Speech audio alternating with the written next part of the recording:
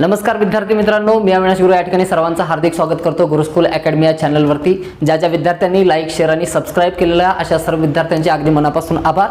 आणि ज्यांनी अजून सुद्धा चॅनलला सबस्क्राइब केलेलं नसेल तर चॅनलला सबस्क्राइब करायचं आहे आणि रेग्युलर अपडेट मिळत राहण्यासाठी बेल आयकॉनवरती क्लिक सुद्धा करायचं आहे। चला तर मग सुरुवात करू आजच्या व्हिडिओ लेक्चरला।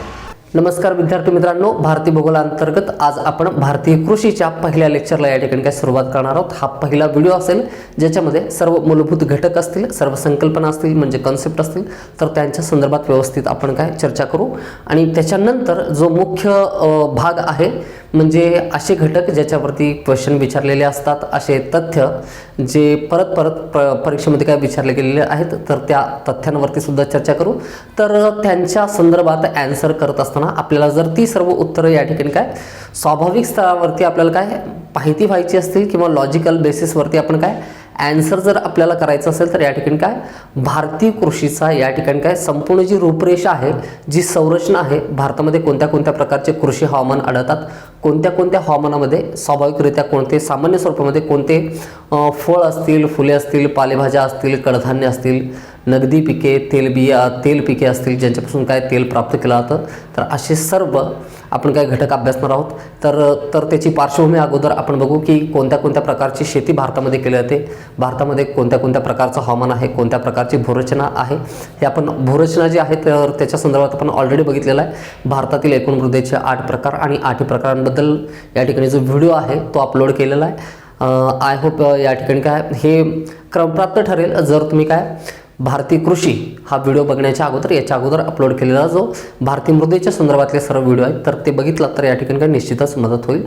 तर तुमचा जो या ठिकाणी काय संपूर्णपणे जी समज आहे भारतीय कृषीच्या संदर्भात तर ती विकसित होण्यासाठी निश्चितच तुम्हाला मदत होईल। ओके, तर कमेंटमध्ये विद्यार्थ्यांनी ज्यांनी आन्सर केलेलं आहे अशा सर्व विद्यार्थ्यांचा अगदी मनापासून या ठिकाणी काय धन्यवाद मानतो मी। आणि सर्व विद्यार्थी जे खूप चांगल्या पद्धतीने सपोर्ट करतायत तर त्या सगळ्यांचे सुद्धा अगदी मनापासून आभार। तर चला तर मग सुरुवात करूया आजच्या व्हिडिओ लेक्चरला, ज्याच्यामध्ये आपल्याला बघायचं आहे भारतीय कृषी। व्हिडिओला सुरुवात करत असताना आपल्याला भारताचे जे हवामान आहे संपूर्ण त्याच्या संदर्भात थोडीशी माहिती असणं आवश्यक आहे। मी सांगितलेलं होतं या ठिकाणी काय याच्या अगोदरचे सर्व व्हिडिओज तुम्ही बघितलेले असतील तर तुम्हाला माहिती असेल की भारताचा समावेश हा पृथ्वीवरील या ठिकाणी अशा पद्धतीने दाखवता येईल। तर पृथ्वीवरील जो उत्तर पूर्व गोलार्ध आहे तर या उत्तर पूर्व गोलार्धामध्ये भारताचा समावेश होतो। दुसरा पॉईंट, भारताच्या मध्यातून कर्कवृत्त गेलेला आहे आणि भारताच्या उत्तरेकडे असलेला जो हिमालय पर्वत आहे अतिउंच असलेला तर तो रशिया, चीन, सायबेरियावरून येणारे जे थंड प्रवाह आहेत वाऱ्यांचे तर त्यांना तो भारतामध्ये प्रवेश करू देत नाही, म्हणजे या ठिकाणी वारे अडवले जातात। आणि भारताच्या मध्यातून कर्कवृत्त गेलेला आहे। भारताच्या दक्षिणेला या ठिकाणी काय अगदी जवळ 8 अंशावरती विषुववृत्त आहे, म्हणून भारताचं एकूणच हवामान उष्णकटिबंधीय स्वरूपाचं आहे। म्हणून भारतामध्ये अशा कृषीचा विकास होईल जी वनस्पती किंवा जी खाद्यान्न पिके असतील किंवा इतर कुठलीही पिके असतील, नगदी पिके असतील, जे उष्णकटिबंधीय प्रदेशामध्ये ज्यांची व्यवस्थित वाढ आणि विकास होऊ शकतो तर अशा कृषीचा भारतामध्ये विकास झालेला आहे। भारतामध्ये कोणत्या कोणत्या प्रकारची शेती केली जाईल, भारतामध्ये मान्सूनचा सुद्धा काय खूप चांगला प्रभाव आहे, अनुकूल असं मान्सून सुद्धा भारतामध्ये आहे।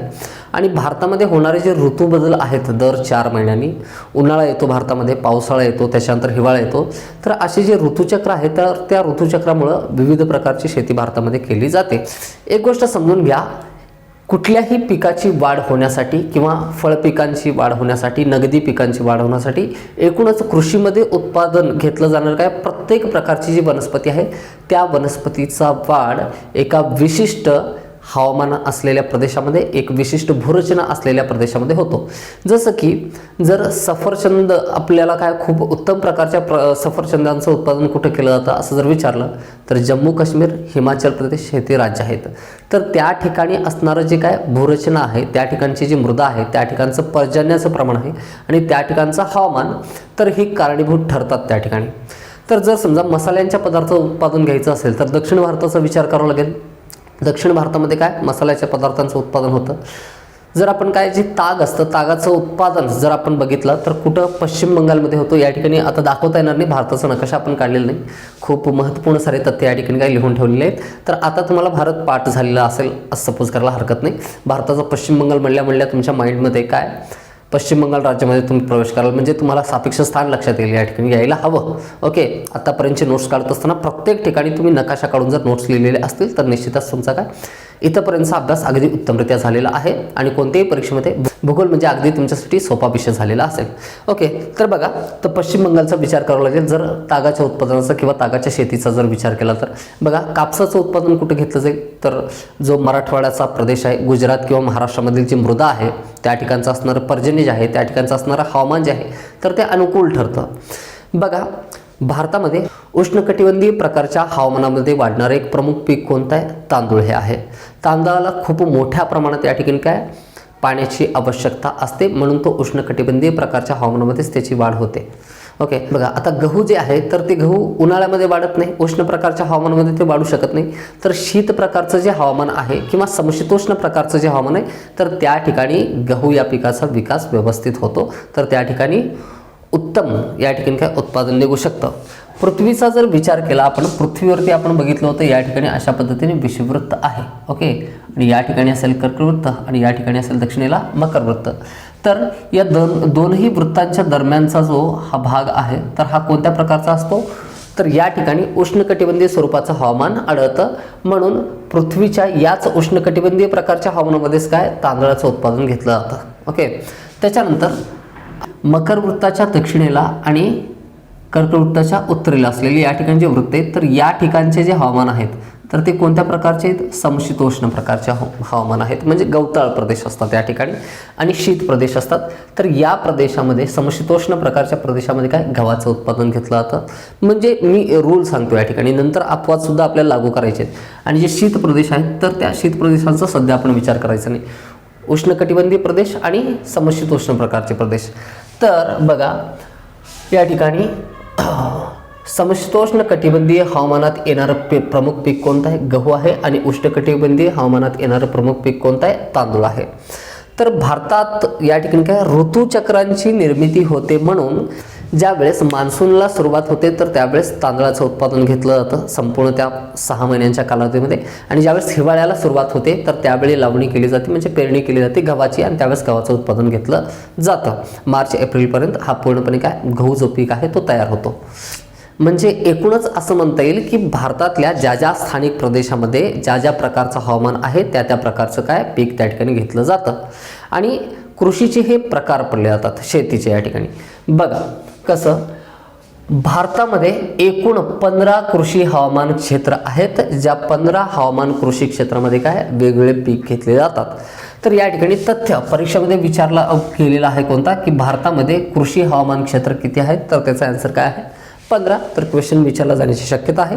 आपण आपल्या तथ्यामध्ये याला काय ॲड केलेलं आहे. बघा, भारतात 3 प्रकारची पिके घेतली जातात. एक पहिला आहे खरीप पीक, दुसरा आहे रब्बी पीक आणि तिसरा आहे जिरायत पीक.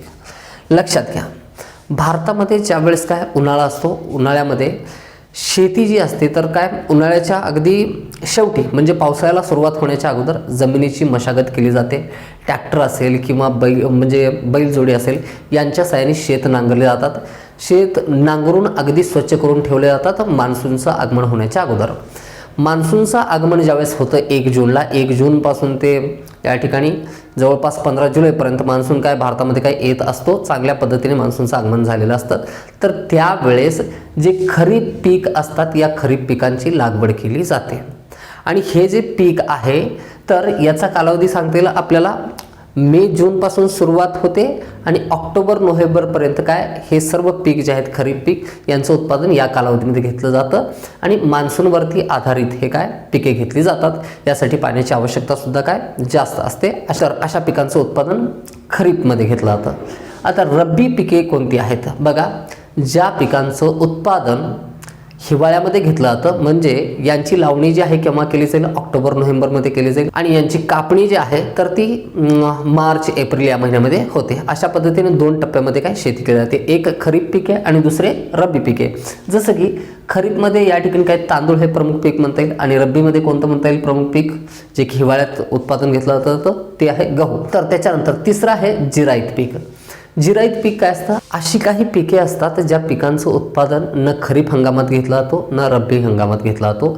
ही जी पिके आहेत पर्जन्य संपल्याच्या नंतर भारतामधलं ज्या वेळेस जमिनीमध्ये काय ओलावा शिल्लक राहिलेला असतो, तर म्हणजे जवळपास आपल्याला म्हणता येईल नोव्हेंबर डिसेंबर ऑक्टोबर नोव्हेंबर या महिन्यामध्ये काय होते, म्हणजे यांची लागवड केली जाते आणि यांचं उत्पादन जे आहे तर ते मे जूनपर्यंत काय घेता येतं. म्हणजे ही अशी पिके आहेत जे दोन्ही सुद्धा ऋतूतील काय पिके आहेत असं म्हणता येतील, किंवा दोन्ही ऋतूमध्ये काय घेता येतात. यांना जास्त पाण्याची आवश्यकता नसते. म्हणून पर्जन्याचं आगमन झाल्याबरोबर, मान्सूनचं आगमन झाल्याबरोबर काय या पिकांची लागवड केली जात नाही. हे पीक केव्हा घेतले जातात, ज्यावेळेस खरीप पिके काढली जातील तर त्यावेळेस जिरायत पिके घेतली जातात.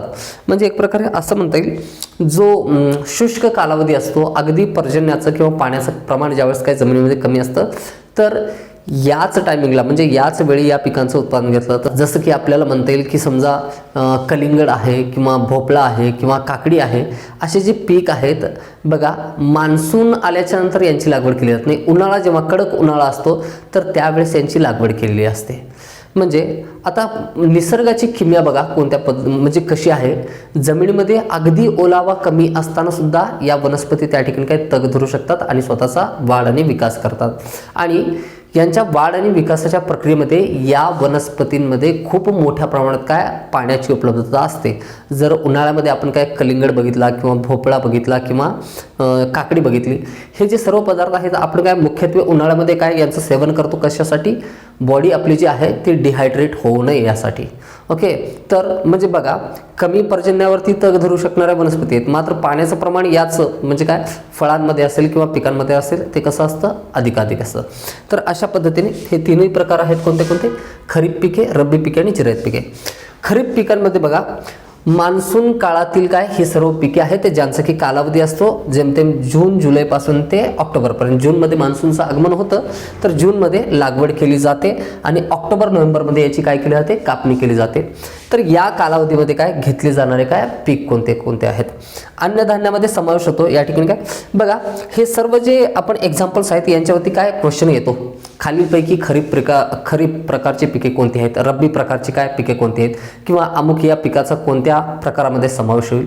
तर जर तुमचा संबंध शेतीसोबत असेल किंवा खेडेगावासोबत, म्हणजे खेडेगावासोबत अजून सुद्धा तुम्ही जुडलेले असाल, कधी तुमचा संबंध येत असेल शेतीसोबत, तर काय अगदी सहजपणे या गोष्टी काय पाठ करायची आवश्यकता नाही. जर आहे ना म्हणजे तुमच्या घरामध्ये शेती असेल तर यापैकी अर्धे एक्झाम्पल तुम्हाला असेच माहिती होतील. ओके, तर एक्झाम्पल कोणते कोणते आहेत बघा या ठिकाणी. अन्नधान्यामध्ये खरीप पिकामध्ये तांदूळ, ज्वारी, बाजरी, मका, मूग, उडीद आणि सोयाबीन. तर ही सर्व अन्नधान्य पिके आहेत जे की खरीप पिकांमध्ये यांचा समावेश होतो. दुसरं तेल पिके. तेल पिकांमध्ये काय सोयाबीन आहे, शेंगा आहे, तीळ आहे. तेल पिके म्हणजे काय अशा वनस्पती असतील, अशी पिके असतील ज्यांच्यापासून काय तेल प्राप्त केलं जातं. त्याच्यानंतर नगदी पिकांमध्ये समावेश होतो कापूस आणि तंबाखू. यांची लागवड मान्सूनचं आगमन ज्यावेळेस होतं त्यावेळेस केलं जातं. तर खरीप पिकांमध्ये या सर्व काय पिकांचा समावेश होतो. रब्बी पिकांमध्ये तर हे असते हिवाळ्यातील पिके. कालावधी असतो ऑक्टोबर नोव्हेंबर ते एप्रिल मे पर्यंतचा. म्हणजे ऑक्टोबर नोव्हेंबरमध्ये यांची काय लागवड केली जाते आणि कापणी जी आहे ती एप्रिल मे मध्ये केली जाते. बघा प्रमुख पिके कोणती कोणती आहेत या ठिकाणी काय, गहू आहे, मोहरी आहे, मटर आहे, हरभरा आहे, ऊस किंवा सरसो की खेती ज्याला म्हणतात तर ती मोहरीची शेती. तुम्ही बघितलं असेल काय उन्हाळ्यामध्ये ज्यावेळेस काय आपण गावाकडे जातो तर त्यावेळेस गहू पूर्णपणे काय पिकलेला असतो.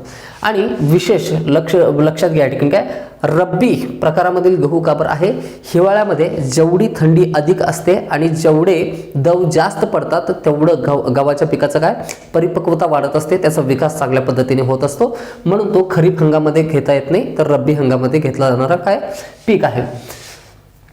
तर त्याच्यानंतर मोहरी जी आहे बघा, अगदी आपल्याला असं म्हणता येईल की जी होळी असते, होळीच्या अगोदर या ठिकाणी जर तुम्ही शेताकडे गेलेला असेल आणि त्या ठिकाणी मोहरी जर पेरलेली असेल तर सर्व शेत कसे दिसतात, म्हणजे पिवळे दिसतात आपल्याला. जिकडं बघाल तिकडं त्या ठिकाणी काय पिवळे शेत दिसायला लागतात. तर त्या ठिकाणी काय असतं, मोहरी असतं, मोहरीची शेती केली असते. त्याच्यानंतर मटर, हरभरा, ऊस हे जे काय सर्व पिके आहेत ते कोणत्या रब्बी हंगामामध्ये घेतले जाणारे पीक आहेत.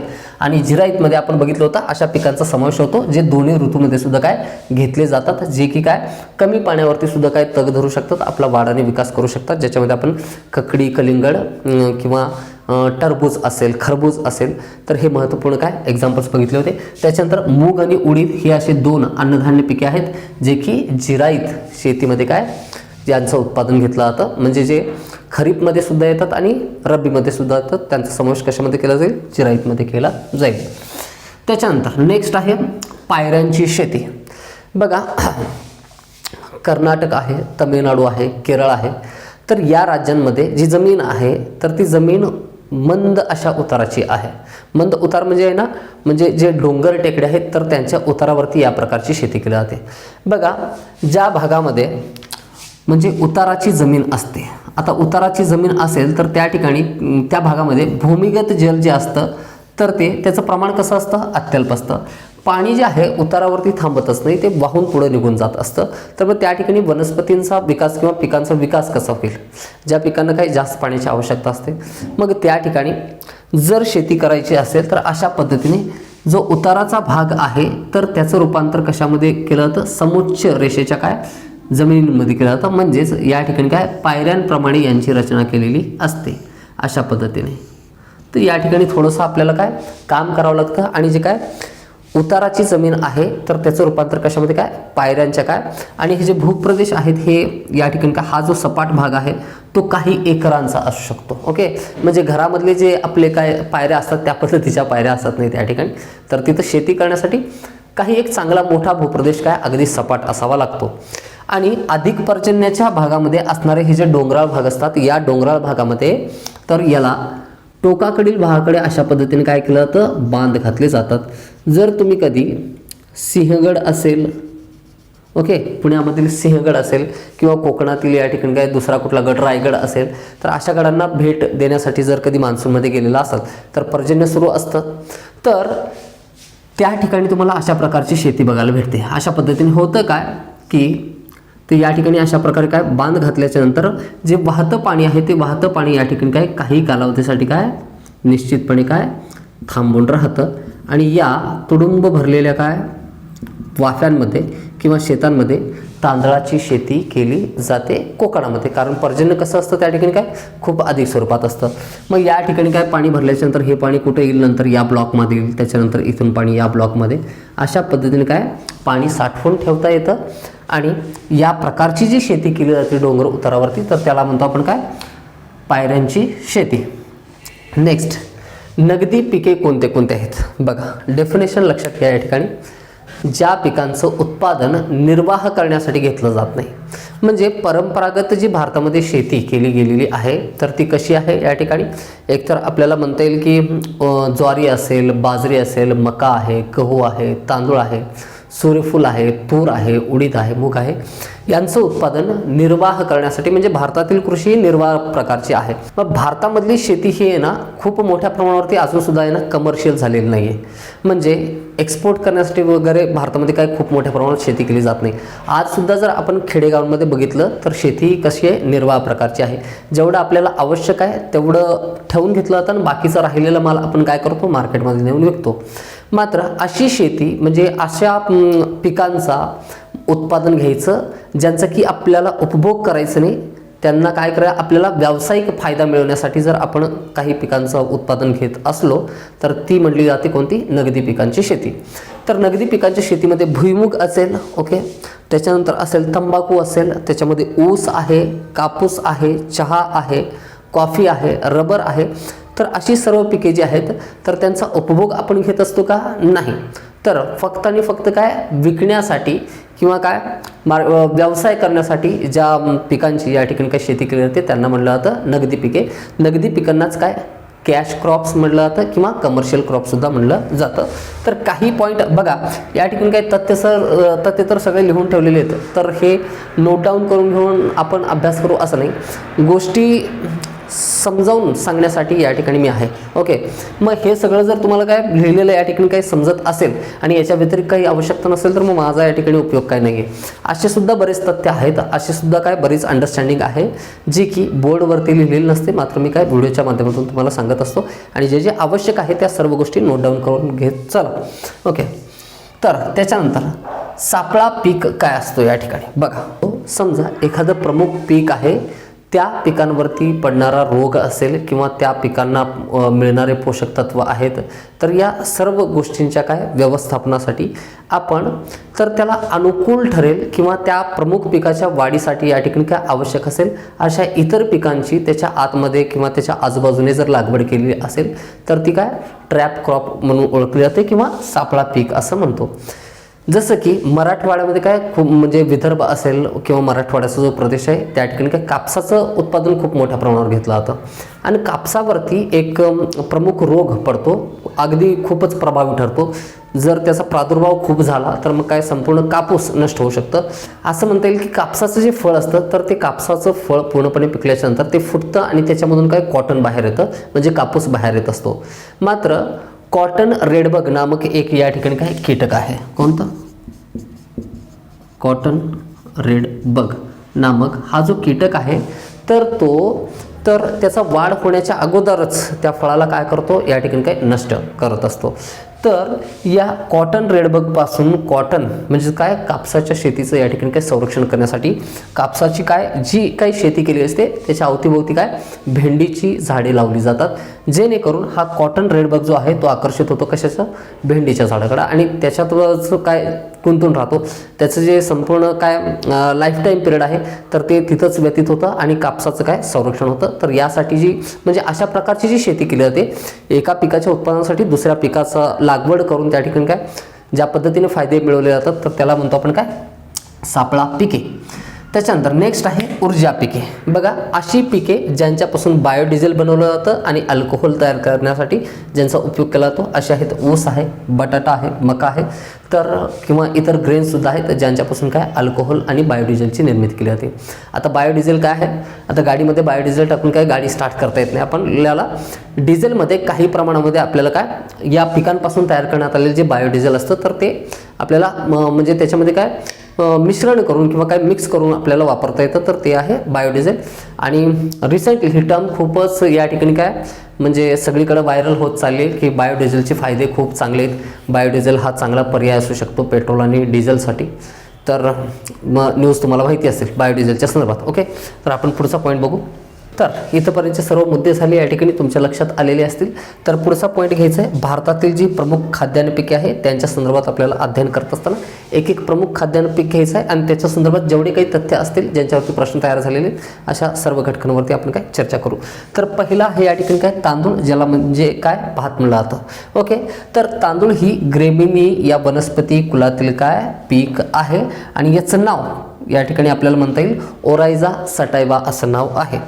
आता बघा भात हे उष्णकटिबंधीय हवामानातील काय आहे पीक आहे. मी सांगितलं होतं भाताची लागवड जी आहे तर ते मान्सूनचं आगमन झाल्याच्या नंतर केलं जातं आणि 2 वेळा लागवड केली जाते. या ठिकाणी आपण बघू दोन्ही सांगेन मी या गोष्टी. जर तुम्ही काय भाताची लागवड कधी बघितलेली असेल तर तुम्हाला माहिती असेल. आता आपला जो भाग आहे मराठवाडा क्षेत्र वगैरे जो आहे तर या ठिकाणी वेगळ्या पद्धतीने लागवड केली जाते आणि जो कोकण आहे ज्या कोकणामध्ये किंवा गडचिरोली भंडारा गोंदियाचा जो प्रदेश आहे अतिपर्जनाचा त्या ठिकाणी केली जाणारी भात शेतीची आहे तर याच्यामध्ये थोडंसं फरक असू शकतो. बघा भात शेतीची आहे मान्सूनचं आगमन झाल्याच्या नंतर भात हे जे आहे उष्णकटिबंधीय हवामानातील काय पीक असल्याच्या कारणानं त्याला पाण्याची खूप मोठी आवश्यकता असते. जेवढं पाणी अधिक असेल तेवढं चांगल्या पद्धतीने त्याचा विकास होतो. मातीचे बांध घालून वाफे तयार केल्या जातात आणि त्या वाफ्यांमध्ये या ठिकाणी जे तांदूळ असतं ते टाकलं जातं. खूप सारे काय बी त्या वाफांमध्ये म्हणजे जिथं की तुम्ही बघितलं असेल की गुडघ्या एवढं पाणी असतं त्याच्यामध्ये अगदी चिखलामध्ये काय हे बियाणे जे आहेत तांदळाचे ते पसरवून टाकले जातात. आणि बघा 1 फूटपर्यंत त्यांची जेव्हा उंची वाढते जवळपास 8 ते 15 दिवसांमध्ये त्यांची उंची वाढलेली असते. म्हणजे काय म्हणजे जे बी आहेत तर त्यांचं रूपांतर कशामध्ये झाले असतं लहान लहान रोपांमध्ये झाले असतं. झाल्याच्या नंतर मग तुम्ही बघितलं असेल बऱ्याच महिलांना पुरुषांना काय गुडघ्यापर्यंत आपले जे कपडे आहेत ते वर घेऊन त्या चिखलामध्ये जाऊन पाय रोवून काय केलेलं असतं ते जे काय 1 फुटापर्यंत वाढलेले जे काय लहान लहान रोप असतात तर ते काय हातामध्ये घेतले जातात आणि ते मग काय त्याची टोचणी केली जाते. टोचणी म्हणजे त्याची परत काय म्हणजे अगदी रांगेनुसार या ठिकाणी काय भात शेतीची काय लागवड म्हणजे दुबार लागवड त्या ठिकाणी काय केली जाते. म्हणजे अशा पद्धतीने आता हे आवश्यक कवर आहे. बघा जर ही रोप जे आहेत अगोदर जे वाफ्यांमध्ये होते तर अगदी दाटी वाटीने होते ते तर त्याच पद्धतीने त्यांचं उत्पादन घेता येत नाही. तर पोषक तत्वे जी आहेत तर त्या पोषक तत्वांची कमतरता या ठिकाणी काय भासू शकते, म्हणून अगदी ओळीमध्ये अगदी रांगेमध्ये त्याची आहे ना नंतर लागवड केली जाते आणि अशा पद्धतीने ऑक्टोबर नोव्हेंबरमध्ये त्याची कापणी केली जाते आणि तांदळाचं उत्पादन घेतलं जातं. तर ही संपूर्ण प्रक्रिया असते काय तांदूळ लागवडीपासून ते कापणीपर्यंतची. ओके, बाकी इतर सर्व गोष्टी बऱ्याच असतात त्याच्यामध्ये, तर त्या सर्व गोष्टी आपल्याला डिस्कस करायची आवश्यकता नाही. तर अशा पद्धतीने बघा फॅक्ट पुढचं असं सांगता येईल की जगात तांदूळ उत्पादनामध्ये सर्वाधिक क्षेत्र जे आहे जगामध्ये तर ते कोणाचं आहे, भारतामध्ये आहे. म्हणजे संपूर्ण जगामध्ये जर भात शेतीचा जर विचार केला तर सर्वाधिक क्षेत्रफळाच्या दृष्टीने सर्वात पहिला देश कोणता असेल, भारत असेल. मात्र उत्पादनाच्या बाबतीत ज्यावेळेस विचार करतो तर चीनमध्ये भारतापेक्षा सुद्धा काय कमी क्षेत्रफळावरती काय भात लागवड केली जाते, तांदळाची लागवड केली जाते. मात्र त्या ठिकाणी हेक्टरी उत्पादन जास्त असल्याच्या कारणानं उत्पादनाच्या बाबतीत जगामध्ये भाताच्या म्हणजे काय तांदळाच्या उत्पादनामध्ये चीनचा पहिला क्रमांक आहे आणि भारताचा दुसरा क्रमांक आहे. आणि एकूण क्षेत्रफळाचा जर विचार केला तर भारताचा प्रथम क्रमांक येतो आणि चायनाचा दुसरा क्रमांक. नेक्स्ट पुढचं पश्चिम बंगाल आणि तामिळनाडूमध्ये तांदळाचे 3 पीक घेतले जातात. बघा असे सुद्धा काही प्रदेश आहेत, पंजाबमध्ये सुद्धा तांदळाचं उत्पन्न घेतलं जातं. मात्र पंजाबमध्ये उष्णकटिबंधीय स्वरूपाचं हवामान नाही किंवा त्या ठिकाणी काय अतिवृष्टी खूप मोठ्या प्रमाणात पर्जन्याची आवश्यकता असते. मात्र त्या ठिकाणी हे पॉसिबल आहे का भात शेती करणं, नाही. पॉसिबल का बरं झालेलं आहे, आपण बघितलं होतं पंजाबमध्ये भाकरा आणि नानगल या ठिकाणी काय 2 धरणं बांधलेली होती. तर त्या धरणांमधून आणि हरिके बैराज या ठिकाणी काय एक डॅम आपण बघितलं होतं. तर त्या धरणांमधून काय कालव्यांचा विकास करण्यात आलेला आहे. आणि पंजाब हा असा राज्य आहे जो की काय 97% सिंचित काय राज्य आहे. 97% of total area of Punjab is irrigated, म्हणजे जलसिंचन व्यवस्था संपूर्ण पंजाबमध्ये काय झालेली आहे. म्हणून ज्या ठिकाणी पाणी एवढ्या मोठ्या प्रमाणात उपलब्ध असेल त्या ठिकाणी पर्जन्य नाही पडलं तरी तांदळाचं उत्पादन घेता येतं, तो असा राज्य आहे.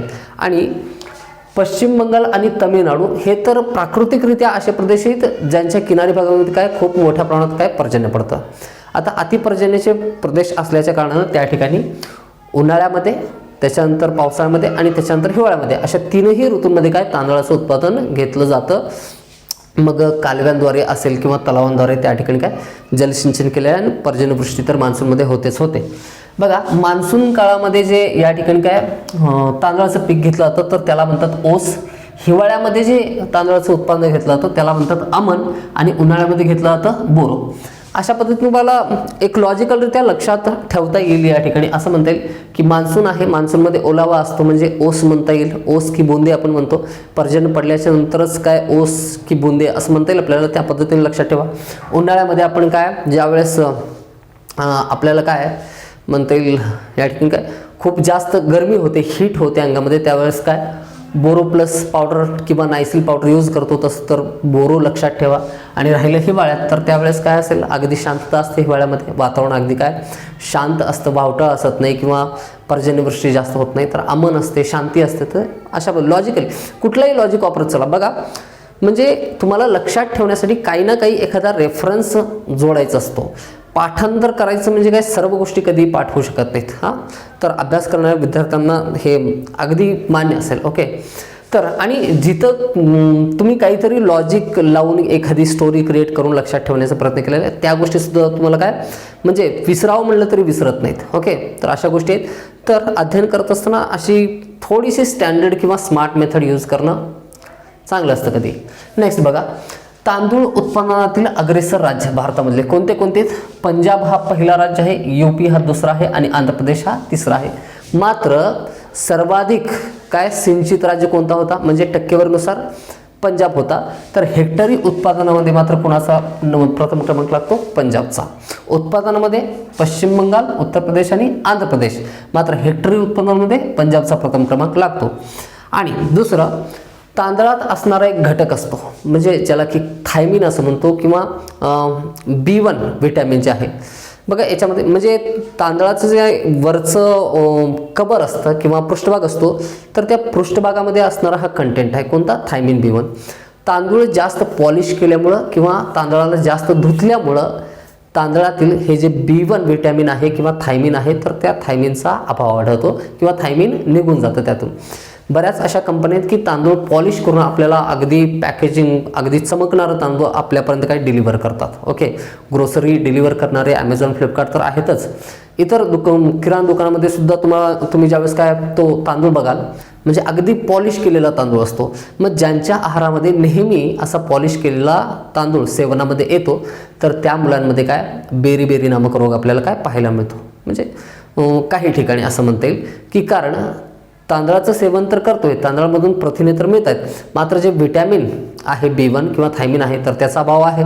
मात्र तांदळाचं सेवन केल्याच्या नंतर सुद्धा जर थायमिन भेटत नसेल तर मग शरीरामध्ये काय थायमिनची कमतरता होऊ शकते आणि B1 व्हिटॅमिनच्या कमतरतेमुळे कोणता रोग होतो, बेरी हा रोग होतो. हा सायन्स सेक्शनचा भाग आहे, या ठिकाणी संदर्भ आला म्हणून काय सांगितलंय.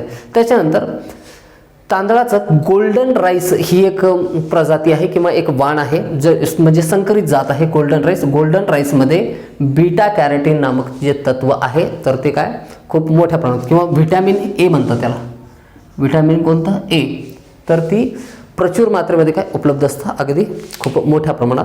तर तांदूळ हा काय प्रत्येकाच्या जीवनातील काय एक प्रत्येकाच्या सेवनातील एक अविभाज्य घटक आहे असं म्हणता येईल. तांदळाचं खूप मोठ्या प्रमाणामध्ये काय भारतामध्ये काय आहारामध्ये वापर केला जातो. तर हे झालं काय प्रमुख जे काय भारतातील खाद्यान्न होतं पहिलं पीक तांदूळ, याच्या संदर्भात आपण चर्चा केलेली. इतर जे काय महत्त्वपूर्ण काय तथ्य होते तर त्यांच्या संदर्भात आणि संकल्पनांच्या बाबतीत सुद्धा आपण काय बघितलेलं आहे. तर आज या ठिकाणी काय विश्रांती घेऊ, बाकीचा जो भाग आहे तो कंटिन्यू करू आपण उद्याच्या पिरियडमध्ये. तोपर्यंत विश्रांती घेऊ. अशाच प्रकारच्या दर्जेदार व्हिडिओमध्ये पुन्हा एकदा भेटू. धन्यवाद.